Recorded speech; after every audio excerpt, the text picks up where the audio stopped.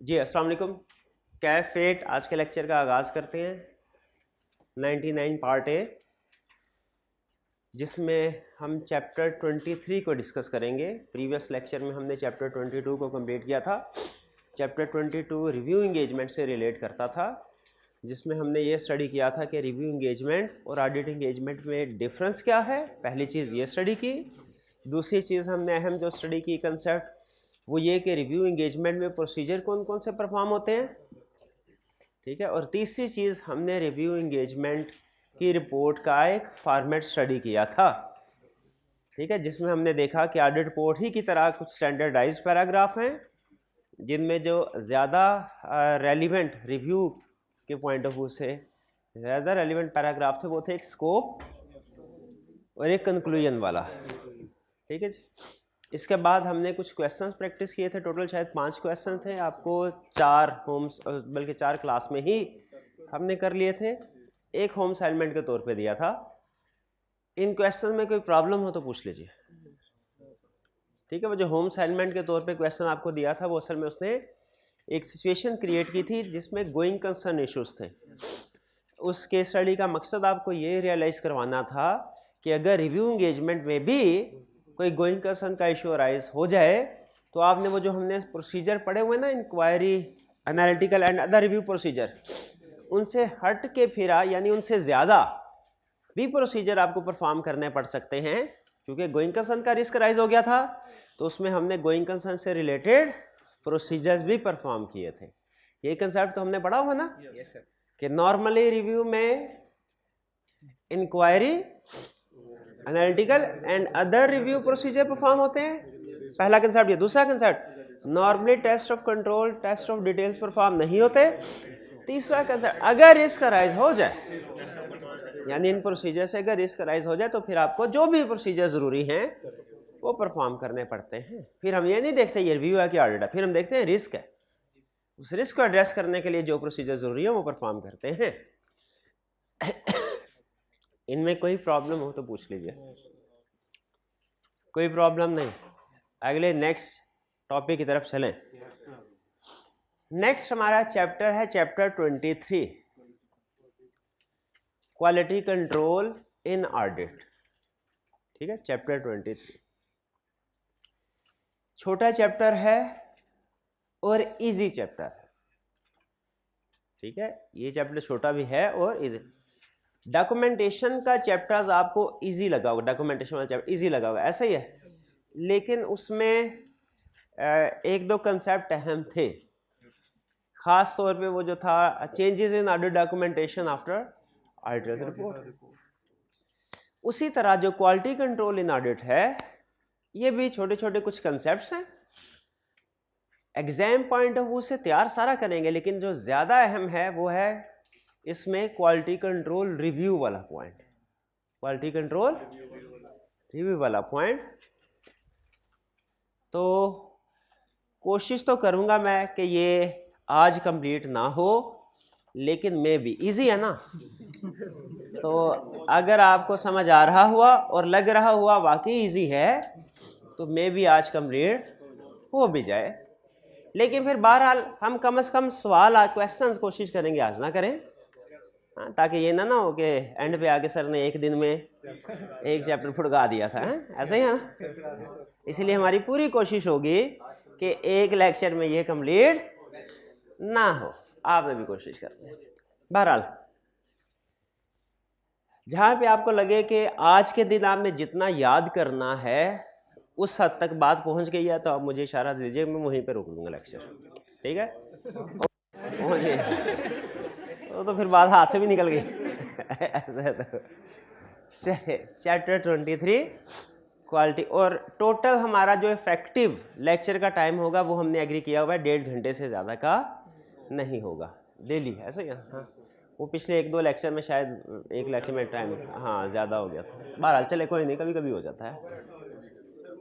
आप कौन सा इतने रेगुलर पंक्चुअल होकर टाइम मैनेजमेंट करते हैं? इतनी टाइम मैनेजमेंट होती है आपकी, पेंडिंग लेक्चर थोड़ी होते हैं। चले chapter 23 quality control in audit. सबसे पहले इस चैप्टर का टाइटल देखिए, क्वालिटी कंट्रोल इन ऑडिट। देखिए क्या हम जो भी काम करें उसमें क्वालिटी होनी चाहिए, बिल्कुल होनी चाहिए। उसी तरह हमने ऑडिट किया, क्या ऑडिट एंगेजमेंट परफॉर्म करते हुए हमारे वर्क में क्वालिटी होनी चाहिए? कहता है बिल्कुल होनी चाहिए।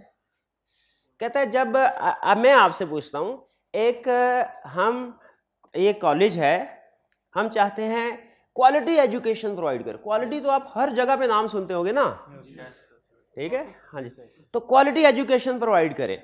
आपके ख्याल में एक कॉलेज के अंदर कौन कौन एलिमेंट्स ऐसे होने चाहिए जिनमें अगर हम इंश्योर करें गुड वर्क को तो क्वालिटी इंश्योर हो जाती है? यानी क्वालिटी एजुकेशन प्रोवाइड करने के लिए एक कॉलेज के अंदर हमें किन किन एलिमेंट्स के ऊपर फोकस करना चाहिए? फैकल्टी पे और मैनेजमेंट पे। शाबाश, 2 एलिमेंट्स हो गए। और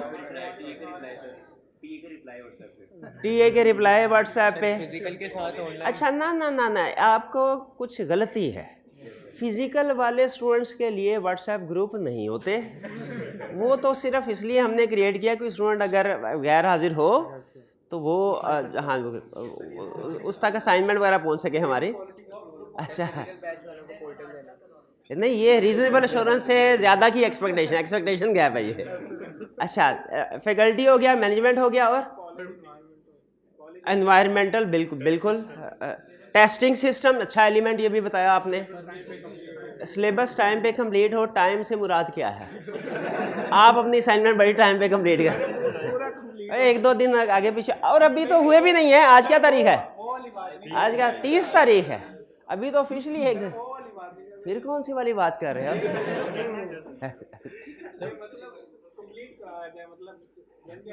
हाँ, डंडियाँ ना मारी जाए, बिल्कुल ये भी सही कह रहे हैं, कब सिलेबस कंप्लीट करवाया जाए, बिल्कुल ऐसे सही कह। तो ये 5 है। उसी तरीके से याद रखें, जब हम ऑडिट करते हैं, ऑडिट में भी क्वालिटी को इंश्योर करने के लिए कुछ एलिमेंट्स होते हैं। इस चैप्टर में उसने हमें सिर्फ यही बताया है कि भाई ये 6 एलिमेंट है, इनमें आप इंश्योर कर लीजिए कि सही तरीके से इन एलिमेंट्स पे आप काम कर रहे हैं, क्वालिटी ऑडिट इंश्योर हो जाएगा। यानी good quality of audit 6 pillars पे बेस कर रही है। हर पिलर को इंश्योर कर ले स्ट्रॉन्ग है, क्वालिटी ऑडिट ऑटोमेटिकली इंश्योर हो जाएगा। अच्छा, इसको जहन में रखिएगा, उसने लिखा क्वालिटी कंट्रोल इन ऑडिट, ठीक है। क्वालिटी कंट्रोल ये इंटरनल कंट्रोल नहीं है, ठीक है। ये क्वालिटी, गुड क्वालिटी को कैसे इंश्योर किया जाएगा ऑडिट एंगेजमेंट में, ये ओवरऑल ऑडिट से रिलेट कर। अच्छा, 2 चीजें हैं, एक क्वालिटी कंट्रोल है इंश्योर करना फर्म लेवल पे, और एक है क्वालिटी कंट्रोल इंश्योर करना एंगेजमेंट लेवल पे।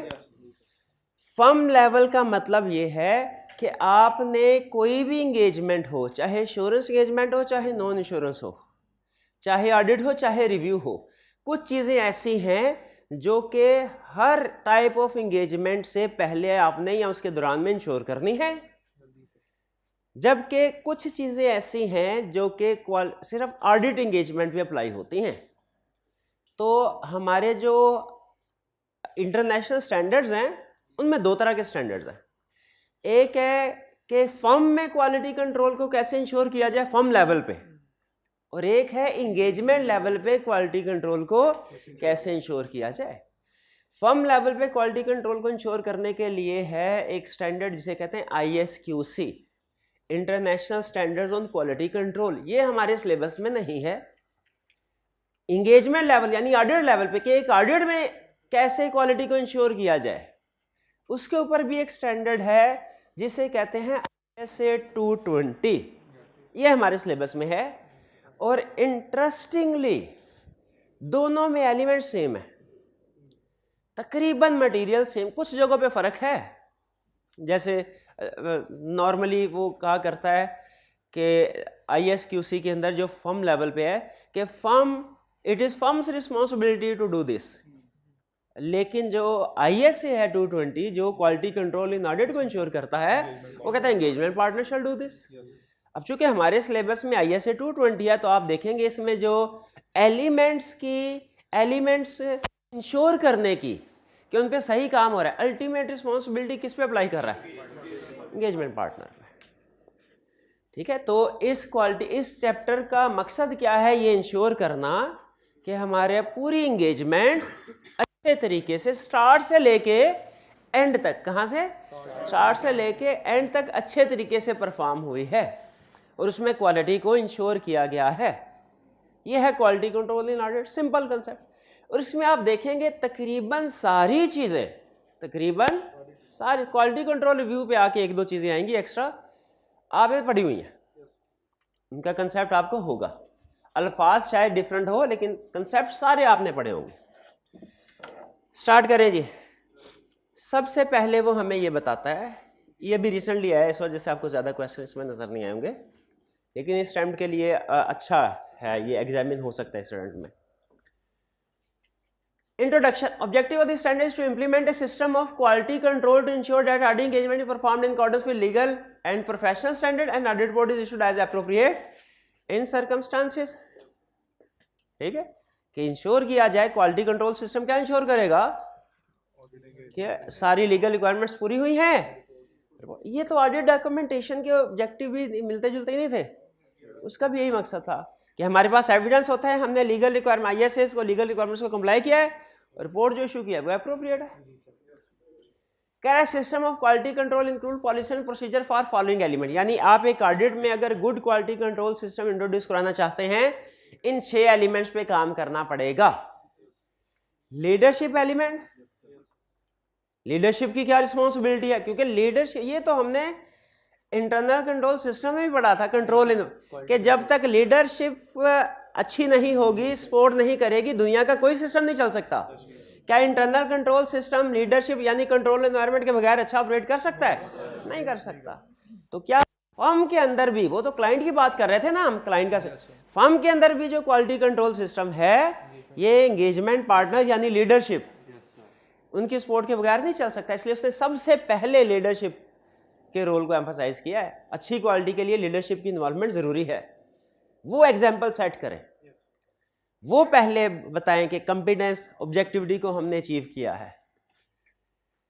फिर एथिक्स, कोड ऑफ एथिक्स की रिक्वायरमेंट्स को कंप्लाई करना है, ये भी क्वालिटी को इंश्योर करने के लिए कि टीम इंडिपेंडेंट होगी तो क्वालिटी वर्क कर सकेगी। जो ऑडिट टीम इंडिपेंडेंट ही नहीं है वो क्वालिटी वर्क ही नहीं कर सकेगी। तीसरी चीज एंगेजमेंट, एक्सेप्टेंस एंड कंटिन्यूअस, कहता है क्वालिटी एक्सेप्टेंस स्टेज से स्टार्ट हो जाती है। आपने ऐसे क्लाइंट, एक्सेप्टेंस स्टेज पे ही आपने फैसला करना है कि ऐसे क्लाइंट को एक्सेप्ट किया जाए जिनकी मार्केट में गुड रेपुटेशन है, ऐसी मैनेजमेंट जिनकी इंटेग्रिटी पे डाउट नहीं है। एक गलत क्लाइंट, करप्ट क्लाइंट जिसके इंटेग्रिटी पे डाउट्स क्रिएट होते हैं, उसको एक्सेप्ट कर लिया, जितने मर्जी क्वालिटी कंट्रोल सिस्टम लगा लें, कहीं ना कहीं तो मार खाएंगे, क्वालिटी इंश्योर नहीं हो सकी। तो पहला फिल्टर कहां लगता है गुड क्वालिटी का? एक्सेप्टेंस स्टेज पे। एक्सेप्टेंस स्टेज पे कि आपने एक्सेप्टेंस स्टेज पे क्लाइंट को ऐसे एक्सेप्ट करना है जो मार्केट में अच्छी रेपुटेशन रखता हो। ह्यूमन रिसोर्स यानी असाइनमेंट ऑफ एंगेजमेंट टीम, आपकी टीम किस लोगों की होगी? गार्बेज इन गार्बेज आउट सुना हुआ है भाई, सारे जूनियर लेके जाएंगे, इनएक्सपीरियंस लोग लेके जाएंगे, सीए ट्रेनिंग्स की बजाय आईकॉम बीकॉम वाले लेके जाएंगे, क्या क्वालिटी इंश्योर करेंगे? जिन्हें ISA या IFRS का नहीं पता, और ये प्रैक्टिस में होता भी है कुछ जगहों पे, ठीक है। हालांकि बैलेंस होना चाहिए, कहीं पे जरूरत पड़े तो इंगेज कर भी सकते हैं, ऐसी बात नहीं, लेकिन अगर टीम का ज्यादातर हिस्सा इन्हीं लोगों पे हो, ठीक है, तो फिर क्वालिटी, गुड क्वालिटी को तो अच्छी इंश्योर की जा सकती है, नहीं इंश्योर की जा सकती। तो ह्यूमन रिसोर्स, जब आपने एंगेजमेंट टीम को साइन करना है, उस वक्त आपने क्वालिटी को इंश्योर करना कि जो उनके पास सफिशिएंट एक्सपीरियंस हो, सफिशिएंट रिसोर्सेज हो, कॉम्पिटेंट हो। नहीं, इनमें इंटेग्रिटी नहीं, इंटेग्रिटी क्लाइंट की हम देखते हैं, अपनी नहीं देखते। अपनी कॉम्पिटेंस देखते हैं, एक्सेप्टेंस स्टेज पे अपनी कॉम्पिटेंस देखते हैं, क्लाइंट की इंटेग्रिटी देखते हैं। एंगेजमेंट परफॉर्मेंस, जो एंगेजमेंट को परफॉर्म किया है, एक्सेप्ट किया अच्छे क्लाइंट को, टीम लेके गए अच्छी वाली, एंगेजमेंट जो प्रोसीजर परफॉर्म किए अच्छे वाले, जिनसे सफिशिएंट एप्रोप्रिएट एविडेंस मिले, टिकू ऑडिट नहीं किया, ठीक है, हमने प्रॉपर ऑडिट को प्लान किया, परफॉर्म किया, डॉक्यूमेंट किया, सुपरवाइज किया, रिव्यू किया। वो कहाँ पे ये अल्फाज पड़े थे कि काम जो है वो प्रॉपरली प्लान वो एम है इंटरनल ऑडिटर की वैल्यूएशन में, कि जिस तरह हम काम करते हैं हम देखेंगे उसी तरह इसने भी काम को प्रॉपरली प्लान्ड, उसकी evaluating the adequacy of work of internal auditor में था ना, सिस्टमैटिक एंड डिसिप्लिन्ड अप्रोच, शाबाश। तो उस तरीके से जो एंगेजमेंट परफॉर्म करनी है वो सिस्टमैटिक एंड डिसिप्लिन्ड अप्रोच के साथ करनी है, काम प्रॉपरली डॉक्यूमेंट सुपरवाइज रिव्यू होना चाहिए, ठीक है। और इस सारे सिस्टम की मॉनिटरिंग होनी, जैसे क्लाइंट का इंटरनल कंट्रोल सिस्टम था उसकी भी और मॉनिटरिंग दुनिया के हर सिस्टम में, याद रखिएगा, पक्की बात बता रहा हूं, जिस सिस्टम की मॉनिटरिंग नहीं होगी ना वो अनकरीब तबाह हो जाएगा, तबाह बर्बाद हो जाएगा, जिसकी मॉनिटरिंग नहीं होगी। सिस्टम आप जितना मर्जी अच्छा बना दें, ठीक है, अगर उसकी मॉनिटरिंग नहीं करेंगे ना, भाईजान कैशियर है, इनको बीआरएस बनाने को कहा, अगर सीएफओ हर महीने चेक नहीं ना करेगा कि बीआरएस बना रहे हैं कि नहीं बना रहे, सही बना रहे हैं कि नहीं बना रहे, पहले ये 1-2 गलतियां करेंगे बीआरएस बनाने में, फिर उसके बाद ज्यादा गलतियां फिर बनाएंगे, क्योंकि उनको पता है चेक करने वाला कोई नहीं है। मॉनिटरिंग ना हो तो कौन काम करता है? हमारी भी मॉनिटरिंग हो रही है, ना हो रही होती मॉनिटरिंग हमने भी दुनिया में तबाही फेरी होने थी, जितना को रोक के रखा हो, इसी वजह से रोक के रखा है हमने, मॉनिटरिंग का ही कमाल है। तो मॉनिटरिंग सिस्टम की कंप्लायंस को इंश्योर करते हैं। ये एलिमेंट्स क्लियर हो गए, एक दफ़ा फिर से पढ़ ले कि क्या एलिमेंट्स के अरेंजमेंट के साथ कि ये एलिमेंट वाकई क्वालिटी को इफेक्ट करता है, एग्री करते हैं आप? क्योंकि अब इन्हीं एलिमेंट्स को हमने आगे डिटेल में स्टडी करना है, कुछ एलिमेंट्स को ब्रीफ, कुछ एलिमेंट्स को डिटेल में। करें जी स्टार्ट आगे। लर्निंग ऑब्जेक्टिव 2 आ गया हमारा, ये पहले कंसेप्ट, पहले एलिमेंट की डिटेल है, लीडरशिप। एलिमेंट क्या क्या कर रहा है? Engagement partner shall take responsibility for the overall quality and quality control procedure on each audit engagement. कहता है किसी भी एंगेजमेंट के अंदर कहीं पे भी क्वालिटी कंप्रोमाइज हुई ना, हमें इससे गर्ज नहीं, जूनियर ने किया था, सेमी सीनियर ने किया था, मैनेजर ने किया था, अल्टीमेट जिम्मेदारी किसकी होगी? एंगेजमेंट पार्टनर की। और यही होता है बाहर के मुल्कों में, आप देखें ट्रेन का एक्सीडेंट हो जाता है अगर, तो क्या वजीर रेलवे रिजाइन कर देता है कि नहीं? कर देता है। पाकिस्तान तो सिस्टम भी तो देख लें, क्यों वो रिजाइन करता है? ट्रेन वो तो नहीं चला रहा था, वो ड्राइवर थोड़ी था, लीडरशिप उसकी जिम्मेदारी थी, उसकी जिम्मेदारी थी कि वो ये चीज इंश्योर करे सिस्टम को। तो इसीलिए वो कह रहा है कि फर्म के अंदर अल्टीमेट रिस्पॉन्सिबिलिटी किसकी होगी? क्वालिटी कहीं पे कंप्रोमाइज, कसूर किसी का भी हुआ, शाबाश पार्टनर को मिलेगी। रेलिवेंट एथिकल रिक्वायरमेंट्स, कह रहे एथिकल रिक्वायरमेंट्स को भी कंप्लाई करना, बिल्कुल करना है। किसने करना है? सारी टीम ने करना है, सिवाय पार्टनर के। पार्टनर ने भी करना है। कोड ऑफ एथिक्स की रिक्वायरमेंट पार्टनर में भी अप्लाई होती है। देखते हैं वो क्या कहता है। कहता है throughout the audit engagement partner shall remain alert through observation and making inquiries and sensing for evidence of non compliance with relevant requirements by members of the engagement team. कहता है अच्छा एक्सेप्टेंस स्टेज पे तो firm client को accept कर, firm में असल में तरतीब ये होती है, छोटी सी आपको तरतीब बता दूं। क्लाइंट जब आता है ना, वो फर्म के अंदर होते हैं डिफरेंट पार्टनर्स, 10-12 पार्टनर्स है। जैसे कुछ फर्म में हो सकता है 1-2 हो, कुछ फर्म में हो सकता है 20-25 हो। तो बोर्ड ऑफ पार्टनर्स कह लें या पार्टनर्स कह लें, 8-10 पार्टनर्स होते हैं। उनका एक डिपार्टमेंट होता है अलग से फर्म में, जिसका ये काम होता है फैसला करने किस क्लाइंट को एक्सेप्ट करना है, किसको नहीं करना। क्लाइंट को जब एक्सेप्ट किया जाता है, ये समझ लीजिए फर्म लेवल का डिसीजन होता है, इस क्लाइंट को एक्सेप्ट किया जाना है कि नहीं। जब डिसीजन हो जाए उसके बाद फैसला किया जाता है कि कौन से वाले एंगेजमेंट पार्टनर ने ये ऑडिट करना है। यानी एक्सेप्टेंस पहले और पार्टनर डिसीजन उसके बाद में। तो यहां पे ये कह रहा है कि जब फर्म एक्सेप्ट किया जा रहा होगा क्लाइंट को, एथिकल रिक्वायरमेंट्स कंप्लीट हुई कि नहीं, उस वक्त देख लिया गया होगा, फर्म ने देख लिया होगा। फर्म लेवल पे ये चीज एक्सेप्टेंस के वक्त देख चुके होंगे।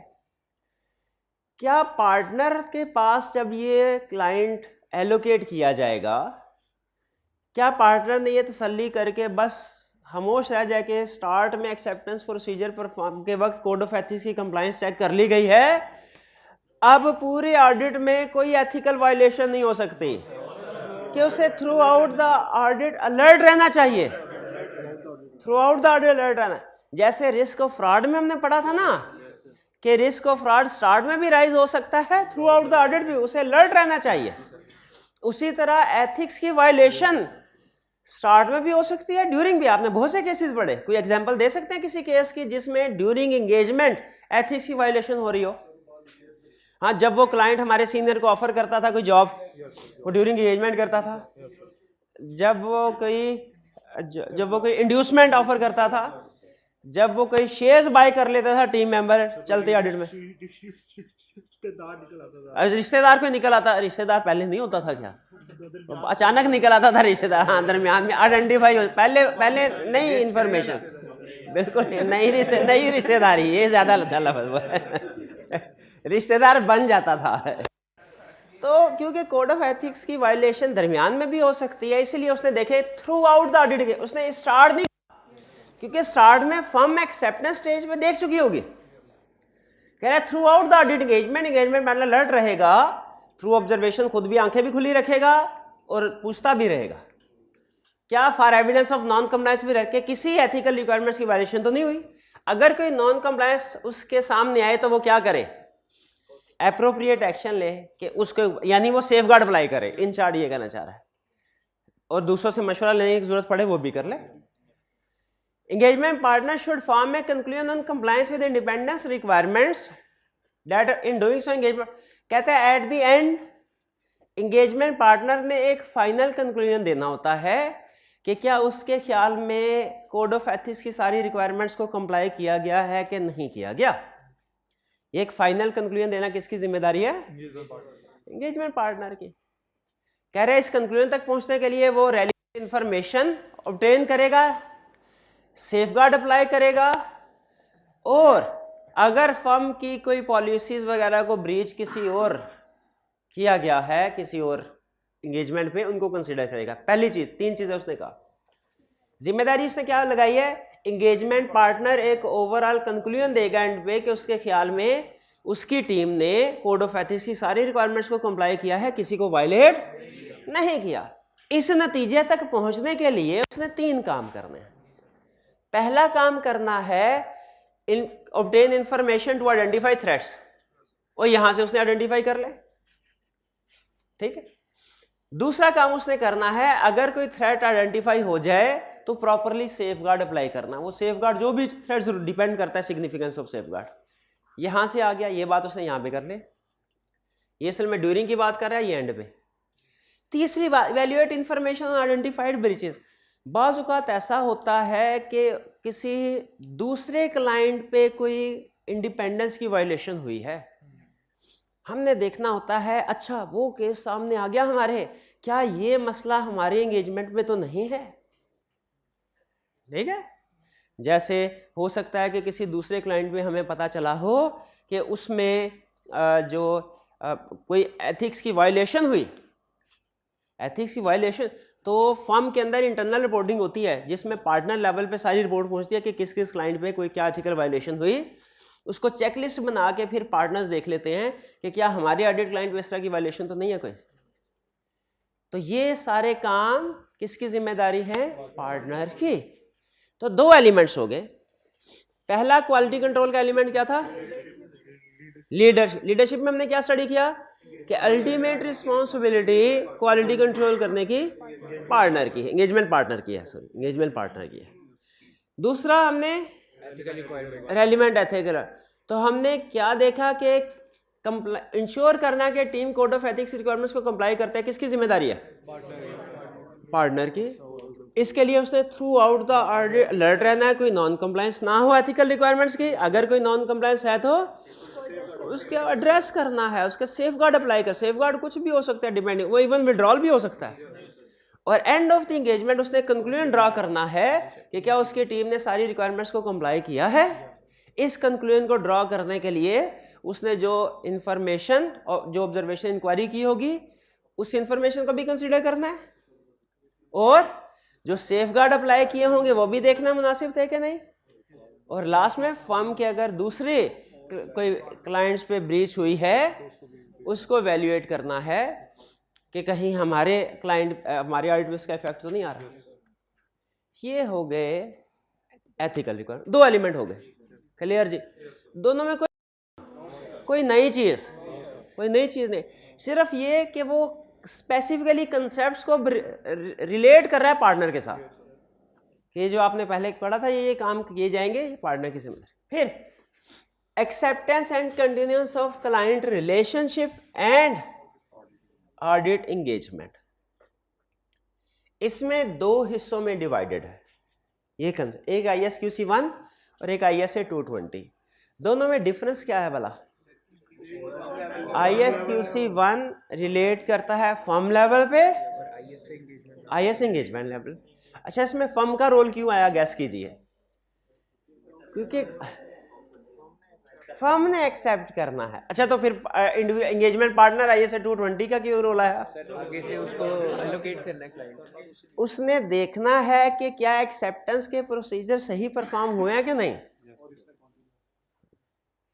कह रहे firm shall establish policy and procedure ensure that it accepts or continues only those engagement in which firm has considered integrity of client is competent and can comply with ethical। 3 चीजें note कीजिए इसमें, इसको underline करें 3 चीजों को, integrity को, competence को, ethical requirements को।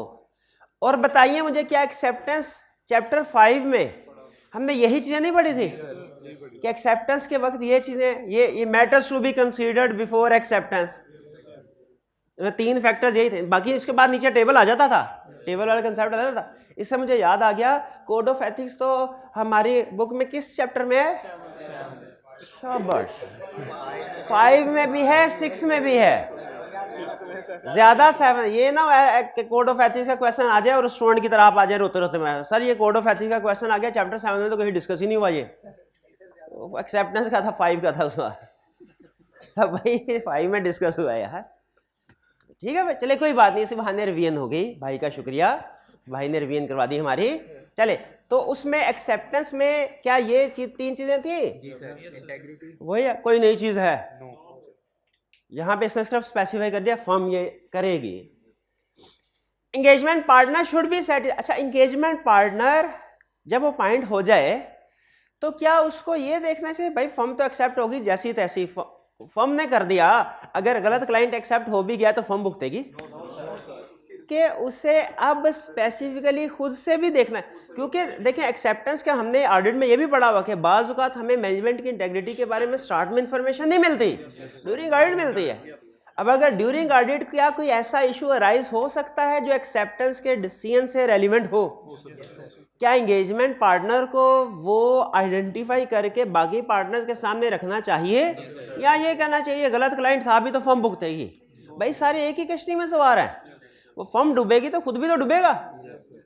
इसीलिए यहां पे उन्होंने दोनों की रिस्पॉन्सिबिलिटी करेंगे। एक्सेप्टेंस बेशक फर्म कर रही है, लेकिन एंगेजमेंट पार्टनर पहले ये देखेगा कि एक्सेप्टेंस के प्रोसीजर फॉलो किए गए हैं, कहीं किसी लिंक या सिफारिश की बेस पे तो फौरी तौर पे एक्सेप्ट नहीं कर लिया गया बगैर प्रोसीजर परफॉर्म किए। ठीक है, एक्सेप्टेंस प्रोसीजर प्रॉपर परफॉर्म होने चाहिए। आपसे मैं क्वेश्चन करता हूं, एक प्रैक्टिकल, एक क्लाइंट पे इस तरह की एक डिबेट हुई थी हमारे। आप एक बैंकर हैं, फर्ज कीजिए आपने एक पार्टी को लोन देना है, पार्टी बहुत स्ट्रांग है, जैसे बड़ी मशहूर पार्टी जैसे मंशा साहब, जैसे मलिक रियाज, और आपको पता है इनके साथ भागेंगे नहीं, जाहिर है पाकिस्तान में अच्छा खासा इन्वेस्टमेंट है इनकी, भागना थोड़ी है इन्होंने, और अपनी रेपुटेशन का भी ये लोग ख्याल रखते हैं, क्योंकि रेपुटेशन होगी तो बिजनेस इनके साथ करेंगे लोग। किसी सिचुएशन ऐसी आई कि आपके पास इनमें से कोई भी स्ट्रॉन्ग ग्रुप है, आपके पास लोन लेने के लिए आया, लेकिन सिक्योरिटी रखवाने के लिए कोई इनके पास सफिशिएंट एसेट्स नहीं है, ठीक है, लेकिन पर्सनल गारंटी वगैरह अवेलेबल है, और आप या लोअर क्वालिटी की सिक्योरिटी अवेलेबल है, लोअर क्वालिटी की, क्या आप लोन दे देंगे? नहीं लोन देंगे, लेकिन बिजनेस बहुत बड़ा है, और पार्टी भी जाहिर है भागने वाली नहीं है, क्या लोन दे जाएगा? क्या प्रोसीजर को वायलेट कर लेंगे? प्रोसीजर परफॉर्म किए बगैर लोन नहीं देंगे। चले, ये बिल्कुल किताबें यही कहती हैं कि लोन नहीं देना चाहिए। हाँ बिल्कुल, किताबें यही कहती है कि लोन नहीं देना चाहिए। इसी तरह अगर कोई दोस्त है, कोई जानने वाला बड़ा क्लाइंट है, ऑफर आ गई बड़े क्लाइंट की, आप छोटी फर्म, इतना बड़ा क्लाइंट उससे पहले किया ही नहीं, लेकिन कोई इंटेग्रिटी का कहीं पे इशू है, लेकिन बिलिंग जो है वो मिलियंस में है, क्या एक्सेप्ट कर लेंगे? क्लास में बैठ के ना करना आसान है, प्रैक्टिस में जब बैठते हैं ना, फिर बहरहाल किताबों में क्या लिखा हुआ है, नहीं करेंगे। तो कह रहा है कि एंगेजमेंट पार्टनर ने ये देखना है कि क्या एक्सेप्टेंस से रिलेटेड प्रोसीजर परफॉर्म हो गए हैं। दूसरा, conclusion reached are appropriate and habit, कि जिस कंक्लूजन पे पहुंचे कि एक्सेप्ट करना है या रिजेक्ट करना है, क्या ये कंक्लूजन एप्रोप्रिएट है।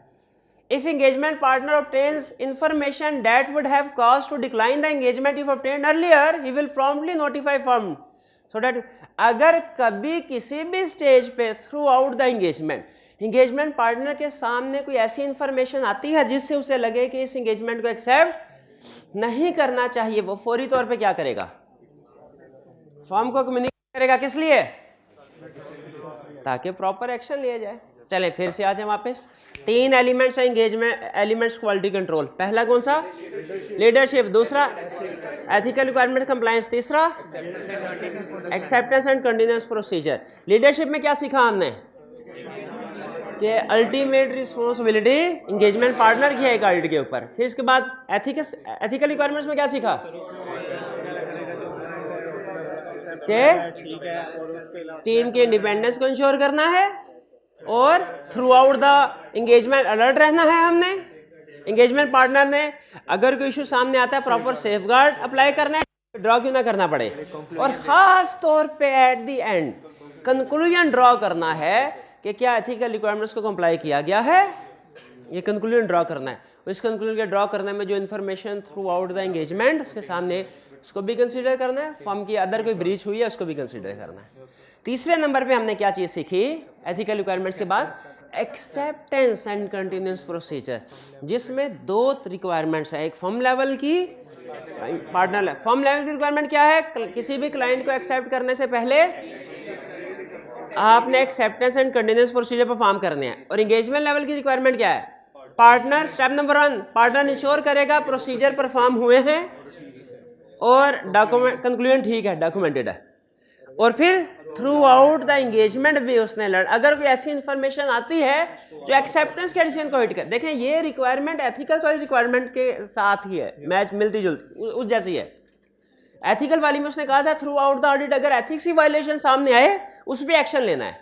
इस एक्सेप्टेंस वाले लर्निंग ऑब्जेक्टिव में क्या कह रहा है कि थ्रू आउट द ऑडिट अगर एक्सेप्टेंस डिसीजन को इफेक्ट करती कोई चीज इंफॉर्मेशन सामने आए उसके ऊपर एक्शन लेना, डॉक्यूमेंट करना है, दूसरों को बताना है। क्लियर जी? जी सर, ये पहले 2 सेंटेंस जो है एक्सेप्टेंस एंड कंटिन्यूअस डॉक्यूमेंट। हाँ, शाबाश शाबाश। ये जो पहले वाला ये वाला पॉइंट है ना, यहाँ से लेके यहाँ तक, ये भाई ने बिल्कुल सही क्रिटिकली एनालाइज किया कि ये जब फर्स्ट टाइम पार्टनर को एलोकेट किया जाएगा ना एक्सेप्ट, उस वक्त ही पार्टनर देख लेगा, यानी ये वाला काम पार्टनर स्टार्ट में ही कर लेगा, ये वाला पार्टनर ये वाला काम एंड में कर रहा होगा। क्लियर जी? चलिए ये 3 एलिमेंट हो गए। इसमें कोई नई चीज? कोई नई चीज? आगे चलते हैं। असाइनमेंट ऑफ एंगेजमेंट, आप बताइए कैसी टीम को साइन करना चाहिए? सफिशिएंट कॉम्पिटेंट हो, सफिशिएंटली एक्सपीरियंस हो, नॉलेज हो। देखते हैं यही बात कर रहा होगा कि कम पे engagement partner sure that engagement team and our expert has competence and capability to perform the engagement to ensure that audit engagement performed in accordance with laws and is appropriate। यही कह रहा है ताकि लॉ के मुताबिक। Simple 4 element हो गए। Element ये तो उसने लुफी किया था। बहरहाल चलें, एंगेजमेंट परफॉर्मेंस। अच्छा, ये सबसे काम का है, ये पूरे चैप्टर के अंदर कोई काम का लर्निंग ऑब्जेक्टिव है ना, वो ये वाला। तो आइए इसको पढ़ते हैं। ये क्या कहता है? Engagement performance. पहली चीज direction, supervision and review. Direction, supervision, किसी जमाने में मैंने आपको 3 अल्फाज में फर्क बताया था, रिव्यू, डायरेक्शन, सुपरविजन में फर्क बताया था। फिर रिव्यू के आगे 3 पॉइंट थे, quality control review, review engagement और सिंपल रिव्यू। फर्क याद है कि नहीं याद? याद है। सिंपल रिव्यू क्या होता है? सुपर रिव्यू सर सीनियर करेगा। हाँ शाबाश, कोई भी टीम के अंदर सीनियर जूनियर के काम को चेक करे, ये simple review. Quality control review, quality control review दो तरह के होते हैं, इंटरनल, हाँ एक ऑडिट फर्म के अंदर ही जब थ्रेट ज्यादा हो, याद है कोड ऑफ एथिक्स में क्या था वो, एंगेज एप्रोप्रिएट रिव्यूअर या additional chartered accountant review work done, वो आई कैप नहीं करता था, वो फर्म के अंदर ही करता, ठीक है। तो यही कंसेप्ट रिपीट होंगे अब। डायरेक्शन सुपरविजन रिव्यू, अच्छा डायरेक्शन सुपरविजन में फर्क बताया था। डायरेक्शन का मतलब क्या है? काम करने से पहले बताना, डायरेक्ट करना, काम करने से पहले भाई इस तरीके से काम करना है जूनियर। सुपरविजन जैसे जैसे काम कर रहा है साथ साथ हर हफ्ते 2 हफ्ते बाद चेक करते रहना कि सही काम कर रहा है कि नहीं, और रिव्यू एंड पे, यानी डायरेक्शन पहले, सुपरविजन दौरान में, रिव्यू बाद में।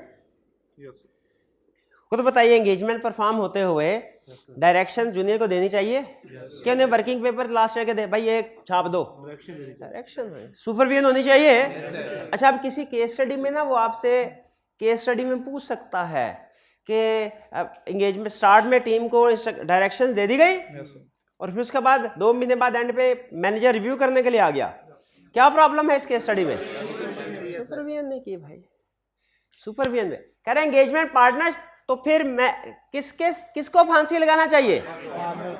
क्यों आया मैनेजर नहीं? ये चीज ये समझाना चाह रहा है आपको कि engagement partner shall take responsibility of direction supervision review of audit in accordance with ISA and regulatory. Engagement partner की रिस्पांसिबिलिटी होगी। On or before the date of audit report, engagement partner shall be satisfied that sufficient appropriate audit evidence has been obtained and report is appropriate. Engagement partner ने ensure करना है जिस दिन report sign कर रहा है उसके पास सारा एविडेंस मौजूद है, उसी वक्त होना चाहिए ना,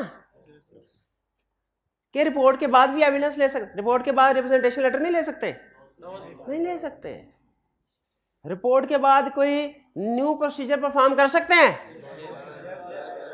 नहीं कर सकते unless there is exceptional circumstance. Exceptional circumstance कर सकते, वरना नॉर्मली नहीं कर सकते। तो इसलिए कह रहा है रिपोर्ट साइन करते हुए पूरा एविडेंस होना चाहिए। ये इंश्योर किसने करना है? Engagement partner. कंसल्ट, इसमें कोई problem? Consultation, engagement partner shall take responsibility that undertake consultation, be satisfied if consultation is obtained within the engagement team. Nature of consultation and conclusion are document agreed between parties.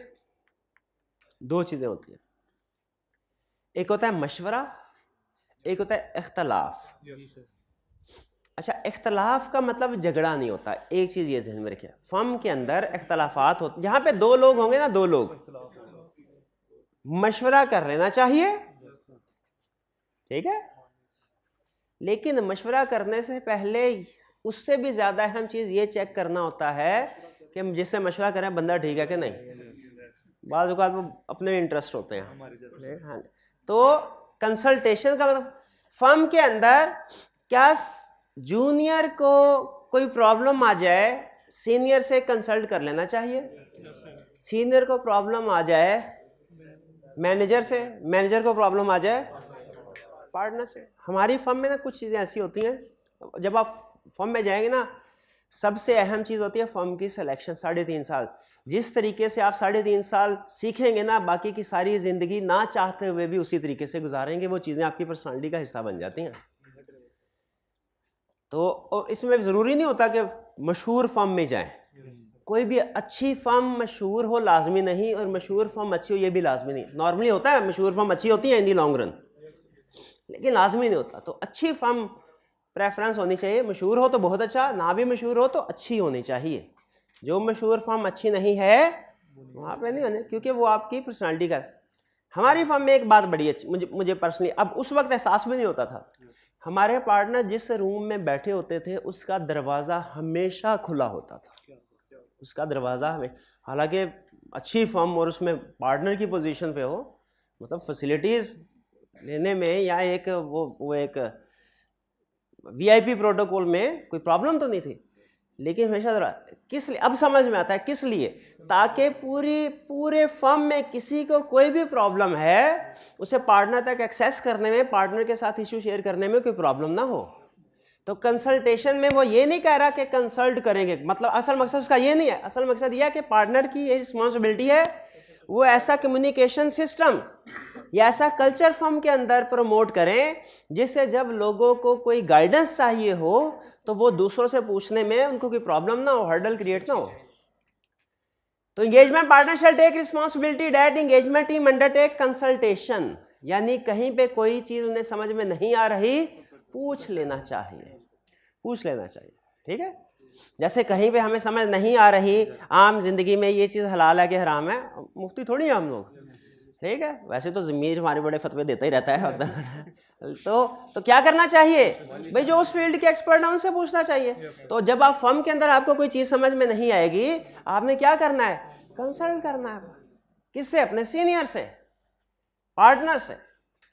फिर partner shall be satisfied that appropriate consent is obtained within the engagement team with others within the firm or outside the firm। और अगर कभी कोई consult करनी पड़ती हैं चीज़ें तो प्रॉपरली सिस्टम हो कि आपने विद इन द फर्म किससे कंसल्ट करना है। बाज़ औक़ात आउटसाइड द फर्म भी कंसल्ट करनी पड़ती हैं चीज़ें, जैसे आपके कोड ऑफ एथिक्स में हमने पढ़ा था, others with in the firm, उनसे डिस्कस कर सकते हैं, अदर पार्टनर्स के साथ कोई मैटर डिस्कस कर सकते हैं। ठीक है, तो अगर इस सिचुएशन अराइज होती है, इवन आउटसाइड द फर्म आईकैप से भी कंसल्टेशन ले सकते हैं। और आईकैप इस कंसल्टेशन की बाकायदा वो समरी तैयार करके पब्लिश करता है एनुअल बेसिस पे कि इस साल में हमारी ऑडिट फर्म में जो लोग पार्टनर्स थे उन्होंने इस चीज़ के ऊपर मुझसे सवाल पूछा और हमारा जवाब ये था, ताकि बाकी सबको भी गाइडेंस मिले। और फिर conclusion are nature of consultation, consultation किस तरह की हुई, ज़बानी कलामी हुई, रिटन फॉर्म में हुई, किससे हुई, और क्या कंक्लूजन हुए, किस पे एग्री हुए। यानी कहीं पे आपको फर्म के अंदर कोई प्रॉब्लम फेस करना पड़ती है जिस पे आपको नहीं पता चलता क्या करना है, आपने क्या करना है, स्टेप नंबर 1 में एंगेजमेंट टीम के अंदर ही अपने सीनियर से कंसल्ट करना है। फर्ज कीजिए कि कोई ऐसा इशू है जिस पे पार्टनर भी 50-50 है, क्या करना चाहिए, दूसरे part with in the firm other से मशवरा कर लेना चाहिए। और अदर्स भी इश्यूज में भी ज्यादा क्रिटिकल हो तो क्या करना चाहिए, आउटसाइड दी फर्म, यानी आईकैप से। और बाज़ औक़ात लॉयर से भी कंसल्ट करते हैं हम। ठीक है, लॉयर्स को भी आपको मशवरा लेते हैं, जैसे सब्सिक्वेंट इवेंट में मशवरा लिया था, वो ज़्यादा ही प्रॉब्लमेटिक सिचुएशन राइज हो जाए तो फिर अगर प्रॉब्लमेटिक सिचुएशन राइज हो तो मशवरा करके करना चाहिए। जजमेंट भी अहम है अपनी जगह पे, लेकिन जजमेंट के साथ कंसल्टेशन भी अगर हो तो बहुत अच्छी बात है। लेकिन अगर फर्ज कीजिए कि डिफरेंस ऑफ ओपिनियन है, एक तो है ना मशवरा करना, मशवरा किया मैंने भाई के साथ और हम दोनों आर्गुमेंट करके किसी एक नतीजे पे नहीं पहुंचे, मेरा ख्याल कोई हो रहा है। हमारे अच्छा सीनियर होते हैं फर्म के अंदर, सीनियर वो तरह तरह के होते हैं, अच्छे भी होते हैं बुरे भी होते हैं। हाँ, अच्छा है क्योंकि दुनिया में भी ऐसे लोग होते हैं ना, दोनों तरह को मैनेज करना आता है। तो एक सीनियर थे हमारे, अच्छे थे सीनियर, अल्लाह बख्शे मुझे उन्हें भी अच्छे थे। उनकी आदत थी जहाँ पे कहीं मेरा उनके साथ इख्तलाफ होता था ना कि ये चीज़ ऐसे नहीं ऐसे होनी चाहिए, तो मैं ये समझता हूँ कि उनको, हालांकि मैं गलत होता था, जूनियर है ना जाहिर, लेकिन वो समझाने होना ये चाहिए था कि समझ नहीं ऐसे नहीं ऐसे है। लेकिन उनका एक पक्का डायलॉग होता था, क्या कि भाई अगर चाहते हो ना पार्टनर को मैं रिव्यू करवाऊं तो जैसे मैं कह रहा हूं वैसे करो, अगर तुमने अपनी मर्जी करनी है तो फिर खुद रिव्यू करवाना। और पार्टनर का ऐसा टेरर डाला होता था, हालांकि इतना टेररिस्ट होता नहीं है पार्टनर, लेकिन सीनियर ने इतना टेरर डाला, हम कहते हैं ठीक है सर जैसे आप कहते हैं वैसे ही कर लेते हैं। अगर डिफरेंस ऑफ ओपिनियन हो मुझे बताइए, क्या इस तरह काम करना चाहिए कि भाई अगर रिव्यू तुमने करवाना है तो जो मर्जी कर लो वरना मेरी, यहाँ के कंसल्टेशन के साथ हल करना चाहिए। अगर हल ना हो, कहते हैं अगर हल ना हो तो difference of opinion rising engagement team shall follow firm's policy and procedure to resolve difference of opinion. तो फिर फर्म के अंदर ऐसे पॉलिसी एंड प्रोसीजर होने चाहिए कैसे रिजॉल्व करना है। जैसे सीवेप लेवल पे एक जगह पे उसने लिखा हुआ है कि ऐसी सिचुएशन में जो सीनियर का पॉइंट ऑफ व्यू है वो प्रिवेल करता है, लेकिन जूनियर का पॉइंट ऑफ व्यू लिख दिया जाता है। जैसे जजेस का फैसला होता है ना, कोई 2-1 का फैसला या 3-2 का फैसला, तो जिन इख्तलाफ रहे वो डॉक्यूमेंट किया जाता है। लीगल सिस्टम में भी डिफरेंस ऑफ ओपिनियन का कंसेप्ट है, उस तरह हमारे प्रोफेशन में भी है। डिफरेंस ओपिनियन क्लियर जी। इसके बाद है क्वालिटी कंट्रोल रिव्यू। अब आप मुझे बताइए, ये इतना सा है, ये अगर तो हाँ पढ़ा दें, कोई प्रॉब्लम ज्यादा तो नहीं है। चल क्वालिटी कंट्रोल, हाँ कल नहीं पढ़ाऊंगा, ये नहीं पढ़ाऊंगा कल। Quality control review, quality control review याद रखें ये ऑप्शनल है, सॉरी ऑप्शनल नहीं कहना चाहिए मुझे, ये है इफ एप्लीकेबल, यानी हर क्लाइंट के लिए रिक्वायर्ड नहीं है। क्लाइंट का क्वालिटी कंट्रोल रिव्यू किया जाता है, कुछ क्लाइंट का क्वालिटी कंट्रोल रिव्यू नहीं किया जाता। जैसे, बल्कि आपको हिंट देता हूं, जिन क्लाइंट्स में की ऑडिट मैटर आता है ना, आपने ये लिखना नहीं है एग्जाम में, उनका क्वालिटी कंट्रोल रिव्यू, लिस्टेड का और अनलिस्टेड में यहाँ पब्लिक इंटरेस्ट एंटिटी हो। ठीक है, ये एक मेन कंसेप्ट ज़हन में रख ले समझने के लिए। तो कह रहा है एंगेजमेंट पार्टनर की क्या रिस्पॉन्स। अच्छा, यहाँ पे आप एक नया कैरेक्टर ऐड होता देखेंगे इस कंसेप्ट। अभी तक तो आपने सिर्फ एंगेजमेंट पार्टनर देखा था ना, यहाँ नया कैरेक्टर आएगा जिसकी पोजीशन कमोबेश एंगेजमेंट पार्टनर के बराबर होगी। गैस कर सकते हैं वो कौन है? रिव्यूअर नहीं, quality control reviewer, quality control reviewer. शाबाश। तो पहले कह रहे हैं एंगेजमेंट पार्टनर ने ये देखना है कि इस ऑडिट क्लाइंट पे क्वालिटी कंट्रोल रिव्यूअर अपॉइंट होना चाहिए कि नहीं, क्या ये कंडीशन पूरी होती है क्वालिटी कंट्रोल रिव्यू वाले। कह रहे हैं engagement partner shall ensure that quality control reviewer has been appointed if required और discuss significant matters with him, और अगर पॉइंट हो गया है उसके साथ सिग्निफिकेंट। याद रखें क्वालिटी कंट्रोल रिव्यूअर हर मैटर को रिव्यू नहीं करता, सिर्फ सिग्निफिकेंट बड़ी बड़ी चीजों, जैसे आपकी जुबान में वो सिर्फ ये देखेगा पूरे आर्ट में कोई ब्लंडर तो नहीं मारा, वो कंफर्मेशन की सारी डॉक्यूमेंट्स को नहीं देखेगा, लेकिन वो ये देखेगा कि जिनकी कोई एक्सेप्शंस आई है उनके प्रॉपर प्रोसीजर परफॉर्म किए गए हैं कि नहीं किए गए। ठीक है जी, तो सिग्निफिकेंट मैटर्स है। और ये नॉर्मली हमारी फर्म में 1-2 क्लाइंट्स में मैंने देखा, वैसे तो ये ड्यूरिंग ऑडिट कोई सिग्निफिकेंट मैटर तो आके चेक कर सकता है मैटर को, लेकिन normally at the end of the audit quality control review किया जाता है। और जब सारा हम काम कर लिया करते थे, डॉक्यूमेंट क्वालिटी कंट्रोल रिव्यू आता था, 4 से 5 घंटे लगते हैं क्वालिटी कंट्रोल रिव्यू में। एंगेजमेंट परफॉर्म करते हुए 2.5-3 महीने लग जाते हैं, लेकिन क्वालिटी कंट्रोल रिव्यू 4-5 घंटे 3-4 घंटे में वो निपटा है। क्योंकि एक तो वो पार्टनर लेवल के लोग होते थे, वो सिर्फ टू दी पॉइंट ही डिस्कशन करते हैं, हाँ भाई ये किया है, वो किया, काम हो गया है, इसमें क्या मसला था। ठीक है, इस तरह की चीज़ें। तो डॉक्यूमेंटेशन भी ऑलरेडी सारी मौजूद परफॉर्म की होती है, सिर्फ चेक करनी होती है कि ये कंप्लीट है कि नहीं।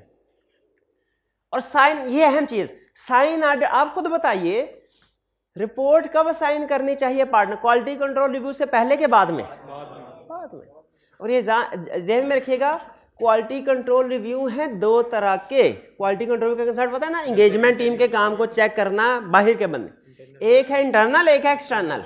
यहाँ पे जो हम बात करें एक्सटर्नल हमारे सिलेबस में नहीं है, सीवा में जाके देखें जो आई, वो हमारे सिलेबस में नहीं है। हमारे सिलेबस में कौन सा है? इंटरनल।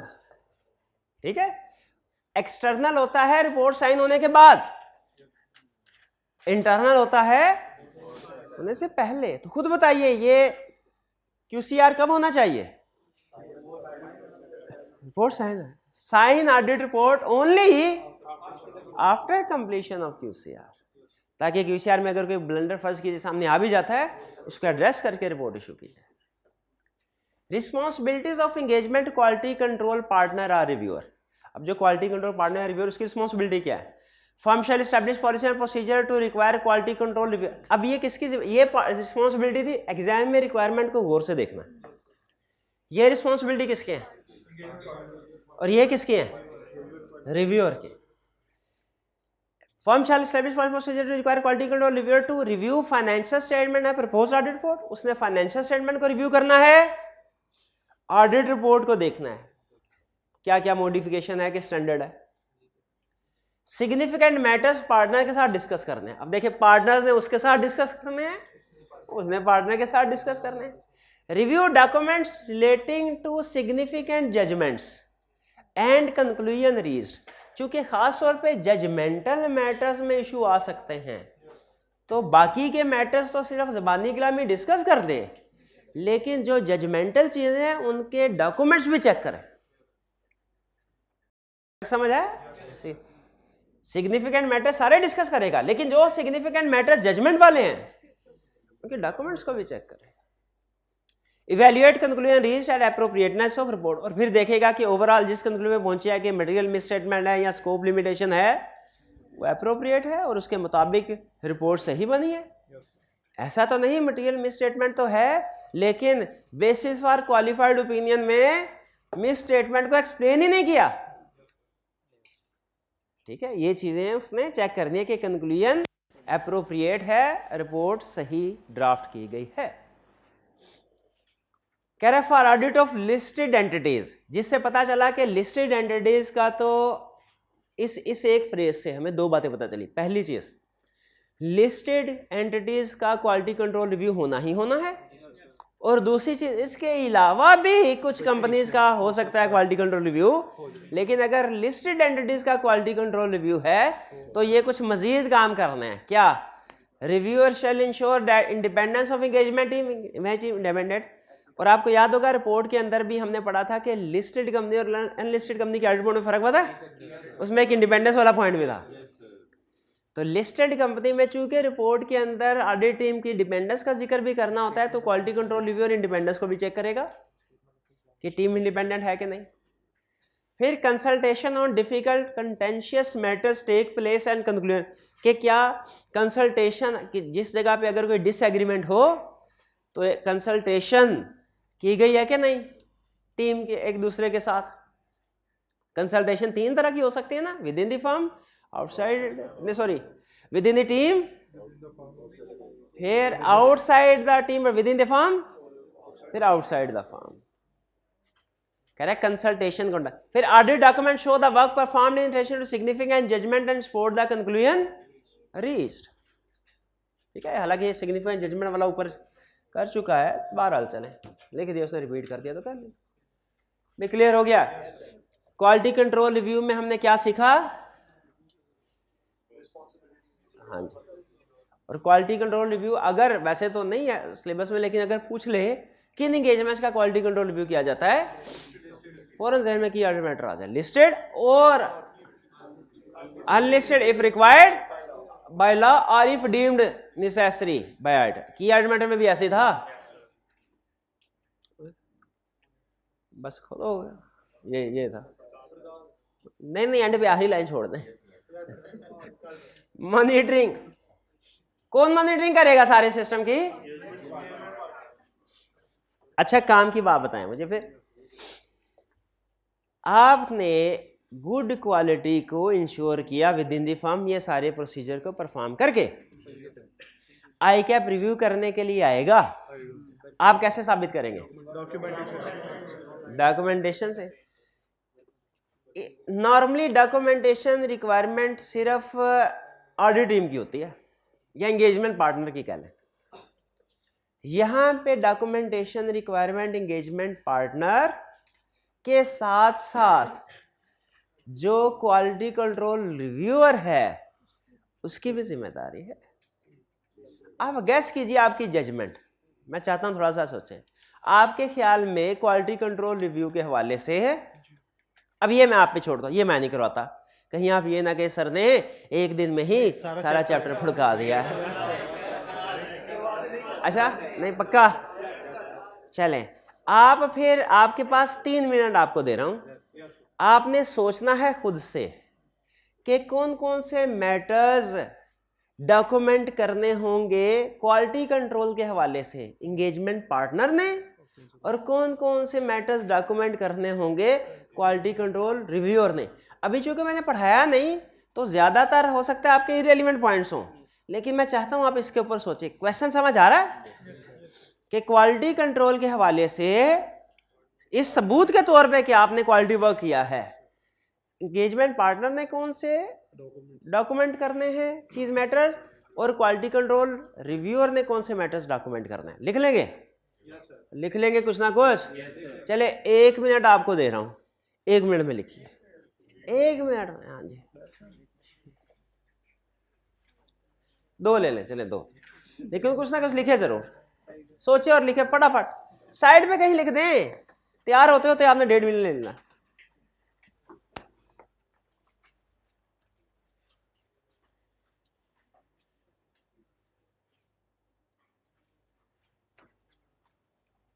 जी ऑनलाइन वाले स्टूडेंट्स आप लोग भी एक्सरसाइज करें, और फिर जब ये कंप्लीट कर लें उसके बाद आपने कंपेयर करना है डॉक्यूमेंटेशन लर्निंग ऑब्जेक्टिव 8 में जो मैटर्स लिखे हुए हैं, और जो फर्क होगा, जो समझ नहीं आएगा, वो आपने पूछना है। क्लियर होगी असाइनमेंट? अभी कीजिए, ये क्लास असाइनमेंट आपकी, पॉज कीजिएगा। जी उम्मीद है आपने फैक्टर्स लिख लिए होंगे और उसके बाद कंपेयर भी कर लिए होंगे। अगर किसी स्टूडेंट के 2 पॉइंट्स भी मैच हो गए हैं तो उसको शाबाश, शाबाश। हाँ, अगर एक या कोई भी पॉइंट मैच नहीं हुआ तो उसमें भी प्रॉब्लम की बात नहीं है, क्योंकि अभी हमने किया ही नहीं था, किया ही नहीं, पढ़ा ही नहीं। तो क्या क्या कहता है मैटर्स डॉक्यूमेंट करने हैं? आइटर शैल इंक्लूड इन डॉक्यूमेंटेशन। यहाँ पे आइटर से मुराद एंगेजमेंट पार्टनर लिख लें, एंगेजमेंट पार्टनर, वो ज्यादा बेहतर है। Conclusion on completion with independent requirements, क्या उसके ख्याल में इंडिपेंडेंट है कि नहीं firm? Issues identified with respect to compliance with relevant ethical requirements, ethical requirements के वाले से कोई इश्यूज आए वो डॉक्यूमेंट करेंगे। Conclusion reach regarding acceptance, acceptance related conclusion appropriate है।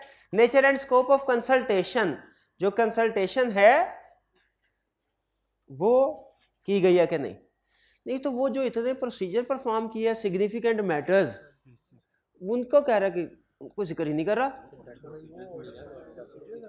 वो नहीं डॉक्यूमेंट करने प्रोसीजर, जरूरत ही नहीं खुदा का हो। वो इसलिए नहीं कह रहा कि वो रेलिवेंट चैप्टर्स में डॉक्यूमेंट हो गए हुए हैं, वो अलहदा हर चैप्टर में अलहदा से डॉक्यूमेंट्स हो गए। यहाँ पे दोबारा थोड़ी कहेगा कि उनको डॉक्यूमेंट करें। डॉक्यूमेंटेशन वाले चैप्टर में जो जो कह दिए हैं आए वो तो अप्लाई होंगी, यहाँ पे उनको रिपीट थोड़ी कराएगा। इसलिए आप देखें यहाँ पे डॉक्यूमेंटेशन में वो स्पेसिफिकली इसी चैप्टर से रिलेटेड मैटर्स को कह रहा है डॉक्यूमेंट करो। एंगेजमेंट क्वालिटी कंट्रोल रिव्यूअर क्या डॉक्यूमेंट करेगा? Procedure required by firm's policy procedure quality control review has been performed, कि अगर जिन क्लाइंट्स के लिए क्वालिटी कंट्रोल रिव्यू पॉइंट होना चाहिए वो क्राइटेरिया मीट हो रहा है। Engagement quality control review has been completed on और before date of auditors report. ऐसा तो नहीं है कि रिपोर्ट के बाद उसको बुलाया गया हो, रिपोर्ट के बाद उसको बुलाया हो कि नहीं भाई मैंने नहीं आना। हाँ जी। और फिर reviewer is not aware of any unresolved matters that would have caused reviewer to believe that significant judgements and engagement team made the conclusion reached were not appropriate. और कोई ऐसा मसला अगर आए कि उसे लगे कि डिसकंक्लूजन एप्रोप्रिएट नहीं है, वो अपनी रिपोर्ट ना फाइनल करे। यानी रिव्यूअर में जब तक उसकी तसल्ली नहीं होगी कि सारे मैटर रिजॉल्व हो गए हैं, वो रिव्यू को फाइनल नहीं करेगा। और उसने ये रिटन फॉर्म के देना है कि उसके ख्याल में सारे इश्यूज रिजॉल्व हो गए और कोई भी अनरिजॉल्व्ड इशू नहीं है। क्लियर? ये इनमें कोई प्रॉब्लम तो नहीं।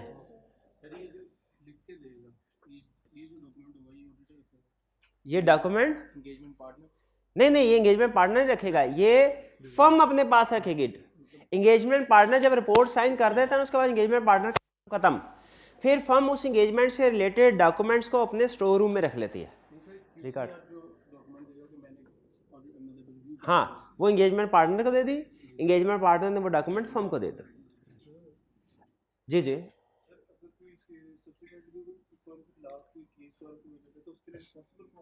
अच्छा, सब्सिक्वेंटली फर्म के खिलाफ कोई केस होता है उसके लिए रिस्पॉन्सिबल कौन होगा? Engagement partner, quality control reviewer नहीं होगा। क्योंकि क्वालिटी कंट्रोल रिव्यूअर कहेगा भाईजान मैंने इतना डिटेल में काम ही नहीं किया, मैंने तो सिर्फ मोटी मोटी चीज़ें देखी थी, उनमें कोई मसला है तो मुझे बताएं। डिटेल्स का क्वालिटी कंट्रोल रिव्यू रिस्पॉन्सिबल नहीं होता। लेकिन एक चीज़ बता दूं आपको, C5 लेवल पे काम आएगी, वो सारी रिक्वायरमेंट्स जो इंगेजमेंट पार्टनर पे अप्लाई होती हैं इंडिपेंडेंस के हवाले से, वो सारी इंडिपेंडेंस के हवाले से रिक्वायरमेंट्स क्वालिटी कंट्रोल रिव्यूअर पे भी अप्लाई होंगी, ज़हन में रखिए। तो क्वेश्चन में अगर फ़र्ज़ कीजिए, वैसे तो अभी कैफ लेवल पे नहीं कर रहा ये चेक, लेकिन अगर वो कहते हैं इंगेजमेंट पार्टनर ने क्वालिटी कंट्रोल रिव्यूअर ने शेयर्स लिए हैं, तो इस पर भी आप सेम कहेंगे कि भाईजान इंडिपेंडेंस से बेर होगी, सेल्फ इंटरेस्ट है, इसको रोटेट कर दो, वह हाँ जी, या शेयर डिस्पोज करें। जी जी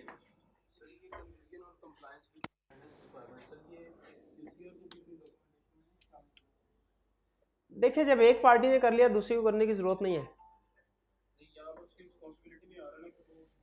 यहाँ पे यहाँ पे असल में क्वालिटी कंट्रोल रिव्यूअर ये इंश्योर कर लेगा कि जितने भी सिग्निफिकेंट डॉक्यूमेंट्स हैं वो मौजूद हैं कि नहीं, वो डॉक्यूमेंट्स किसी ने प्रिपेयर करने। अच्छा, यहाँ पे एक रिप्रोडक्शन का क्वेश्चन नजर आया था मुझे, है कि? हाँ जी, कह रहे state any 5 matters that need to be considered by engagement quality control partner while performing objective evaluation of a listed company को। क्या पूछ रहा है? 5 मैटर्स जो कि क्वालिटी कंट्रोल पार्टनर ने, एंगेजमेंट पार्टनर नहीं, क्वालिटी कंट्रोल पार्टनर ने। उसे यहां पे चालाकी पता है क्या खेली? रिव्यूअर का वर्ड यूज नहीं किया, क्वालिटी कंट्रोल पार्टनर का वर्ड यूज किया, रिव्यूअर। तो जाहिर है एक एंगेजमेंट पार्टनर है, तो क्वालिटी कंट्रोल पार्टनर से मुराद क्या है? ऐसा पार्टनर जिसने क्वालिटी कंट्रोल को इंश्योर करना, यानी रिव्यूअर। ठीक है, तो जब वो रिव्यू कर रहा होगा कौन से मैटर्स उसने कंसीडर करने हैं, गैस कौन से वाले? उसकी रिस्पॉन्सिबिलिटी, ये वाले मैटर्स आएंगे कि नहीं? कुछ स्टूडेंट का ख्याल था सिर्फ यही आएंगे, हाँ, इसीलिए यहाँ पे आल्सो को अंडरलाइन कर लें। ऊपर वाले तो लाजमी आएंगे ना, ये भी आएंगे 5, कोई से 5 लिखते हैं। अच्छा, इसकी केस स्टडी ना बहुत इंटरेस्टिंग है, एक इंटरनल कंट्रोल की, चले कल कर लेंगे, लेकिन मैं ये आपको बता दूं है बहुत इंटरेस्टिंग। आप पढ़ेंगे ना मज़ा आएगा आपको केस स्टडी का, ये मैं जिम्मेदारी के साथ कह रहा हूँ। हालांकि नॉर्मली केस स्टडी में मैं ऐसा नहीं बात किया करता, लेकिन अच्छा इसमें एक ख़ास बात है, मैं आपको बता तैयार कर दूँ आपको।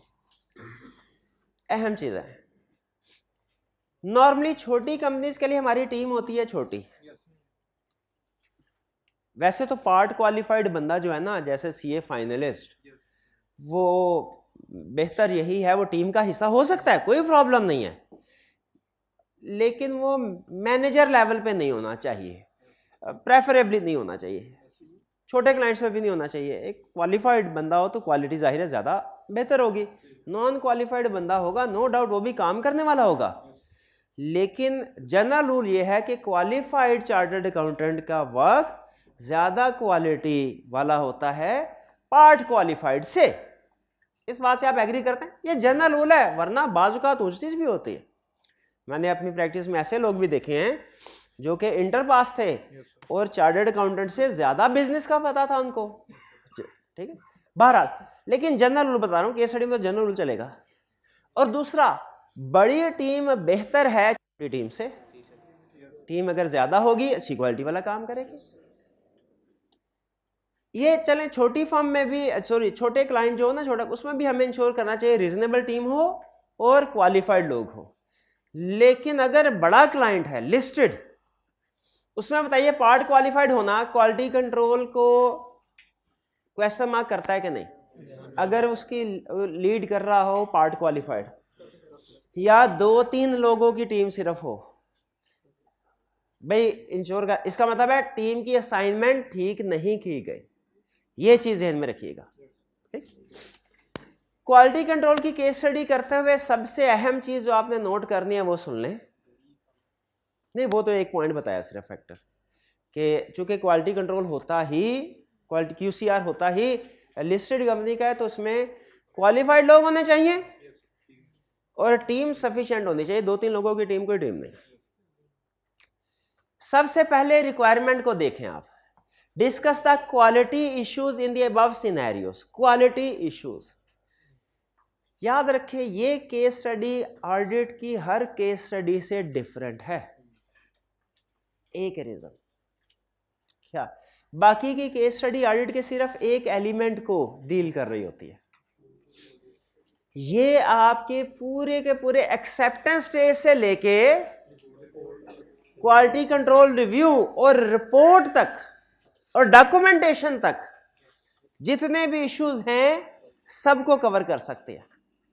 जहां पे केस स्टडी के अंदर क्वालिटी कंट्रोल, देखें जब हमने चैप्टर 5 की केस स्टडी की, हमने सिर्फ एक्सेप्टेंस पे कमेंट किया, रिपोर्ट की केस स्टडी की सिर्फ रिपोर्ट पे कमेंट किया। जहां पे procedure plus impact on report दोनों आते थे, वहां पे सिर्फ उन इश्यूज के ऊपर कमेंट किया, हमने वहां पे इंडिपेंडेंस के ऊपर कमेंट नहीं किया। ठीक है, जहां पे हमने इंडिपेंडेंस पे कमेंट किया वहां पे हमने रिपोर्ट जैसे 6 और 7 है, रिपोर्ट पे प्रोसीजर पे डिस्कशन नहीं की। बाकी जो यानी हर चैप्टर की केस स्टडी उसी चैप्टर की हद तक थी। इस चैप्टर की केस स्टडी पूरे ऑडिट को कवर करते हैं। जहां कहीं कह देना क्वालिटी इश्यूज, तो आपको जिस टॉपिक की भी नॉन कंप्लायंस नजर आ गई ना, आप देख, क्योंकि इस चैप्टर की केस स्टडी में आपको बनाता है क्वालिटी कंट्रोल रिव्यूअर। इसको नोट कर लें, लफ्ज क्वालिटी के साथ लिख लें, या बल्कि ऊपर कर, जहां पे क्वालिटी कंट्रोल इन ऑडिट है ना, वहां पे ब्रैकेट में लिख ले I am quality control reviewer, I am the quality control reviewer. और आपके सामने सारी इंगेजमेंट, अब खुद बताइए, जब आपसे कहेगा ये सारी सिचुएशन है, इसमें इश्यूज क्वालिटी कंट्रोल इश्यूज बताइए, क्या सिर्फ एक्सेप्टेंस के बताएंगे, क्या सिर्फ असाइनमेंट ऑफ टीम के बताएंगे, क्या सिर्फ प्रोसीजर्स के बताएंगे, क्या सिर्फ रिपोर्ट, जो जो इश्यूज भी जिस स्टेज पे आया आपने हाईलाइट करना।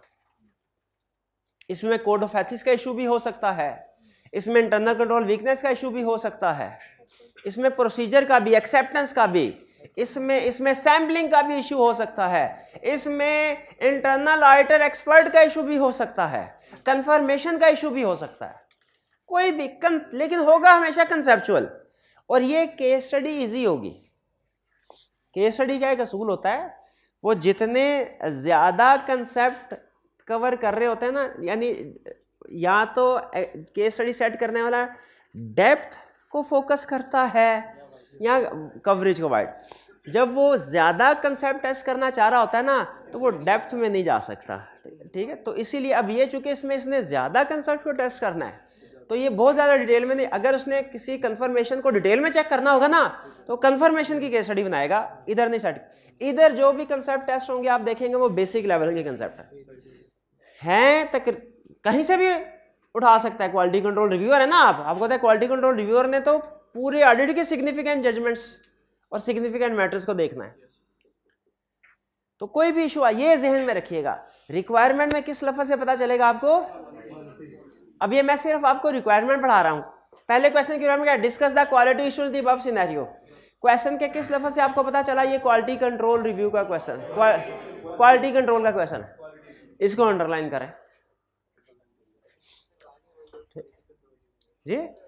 नहीं, हाँ क्वालिटी नहीं आपको कहेगा नहीं, लेकिन आपको बता रहा हूं कि आपका रोल ये होगा, जहां पे उसने लफ्ज दिया ना, आपने क्वालिटी कंट्रोल रिव्यूअर बन के सोचना कि पूरे ऑडिट में जहां भी मसला हुआ, या कम से कम आपको पार्टनर तो बनाएगा, ऑडिट मैनेजर भी देखेगा सारे काम वाले। क्वेश्चन 2 में बताइए requirement, quality issue, quality underline करें। थर्ड में भी क्वालिटी, फिर फोर्थ में comment on quality of planning and performance of auditor, इसमें भी क्वालिटी। तो इसीलिए जहां क्वालिटी आ गया, क्या इंश्योर करना है आपने पूरे ऑडिट में कहीं पे, ठीक है। अच्छा, यहाँ पे अब हम लेते हैं 10 मिनट की ब्रेक। 10 मिनट की ब्रेक। मीनवाइल आपने 10 मिनट के बाद इनसे लेक्चर स्टार्ट है हमारा। हो सके तो 2 या 3 छोटे छोटे क्वेश्चन है, छोटे छोटे, कोई अपनी मर्जी, सिर्फ रीड कर लें, रीड कर लें, सिर्फ रीड कर लें।